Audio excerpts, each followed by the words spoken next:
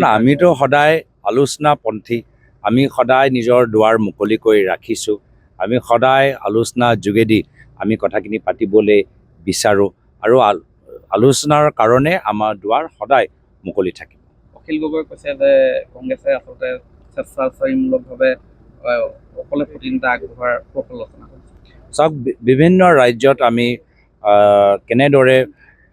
অন্যান্য দলৰ লগত মিলা প্ৰীতি কৰিব লাগে আমি সেইখিনি পৰম্পৰা আগৰ পৰাই ধৰি ৰাখিছোঁ যোৱা লোকসভা নিৰ্বাচনত 14টা লোকসভা চিটৰ ভিতৰত এটা লোকসভা চিট আমি অন্য দলৰ অসম জাতীয় পৰিষদত আমি এৰি দিছোঁ তো সেই কাৰণে মিত্ৰতা পৰম্পৰা কেনেদৰে ৰাখিব লাগে মিত্ৰসকলৰ লগত কেনেদৰে কথা পাতিব লাগে গোটেইখিনি পৰম্পৰা আদৰ্শ কংগ্ৰেছ দলে ভালদৰে জানে আৰু আকৌ কৈছোঁ যে আলোচনাৰ কাৰণে আমাৰ লোকৰ দুৱাৰ সদায় মুকলি থাকিব ইয়াৰ প্ৰথম দিনৰ পৰাই মই কৈ আছিলোঁ যে বৰ্তমান চৰকাৰ পঞ্চায়ত নিৰ্বাচন পাতিবলৈ নিবিচাৰে তেওঁলোকৰ আজি দলৰ এনেকুৱা এটা দূৰ অৱস্থা যে তৃণমূল পৰ্যায়ত তেওঁলোকে প্ৰাৰ্থীসকলে পোৱা নাই কেণ্ডিডেট তেওঁলোকে পোৱা নাই বৰ্ডত কোন উঠিব আজি এনেকুৱা প্ৰাৰ্থীসকল আজি বিজেপি দলে পোৱা নাই আৰু বেলেগ অনন্য দলৰ পৰা ল'বলৈ বিচাৰিছে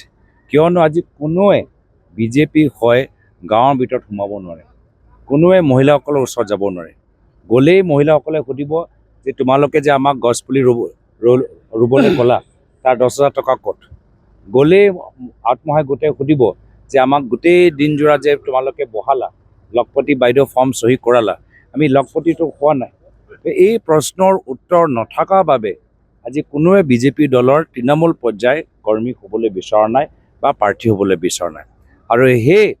দূৰ অৱস্থাৰ পৰা নিজকে বচাবলৈ আজি যথেষ্ট কৌশলেৰে তেওঁলোকে পঞ্চায়ত নিৰ্বাচন পাতিছে যিদিনা তেওঁলোকে পঞ্চায়ত নিৰ্বাচন আয়োজন কৰে সেইদিনাই গোটেই তেওঁলোকৰ কথা বাস্তৱ কথাখিনি আজি জনপ্ৰিয়তা তেওঁলোকে হেৰুৱাইছে এইখিনি কথা মুকলি হ'ব আমি আশা কৰোঁ যে পঞ্চায়ত নিৰ্বাচন আমি সকলোৱে ৰাইজৰ আমি একত্ৰিত হৈ কংগ্ৰেছ দল একত্ৰিত হৈ আমি বৰ্তমান চৰকাৰৰ ওপৰত হেঁচা প্ৰয়োগ কৰিম যে সোনকালে তেওঁলোকে পঞ্চায়ত নিৰ্বাচন কোন তাৰিখে আয়োজন কৰা যাব আৰম্ভ কৰা যাব সোনকালে ঘোষণা কৰক এটা পিছত এটা বাহানা বা কাৰণ লৈ তেওঁলোকে পিছুৱাই থাকিব নোৱাৰে আৰু এটা কথা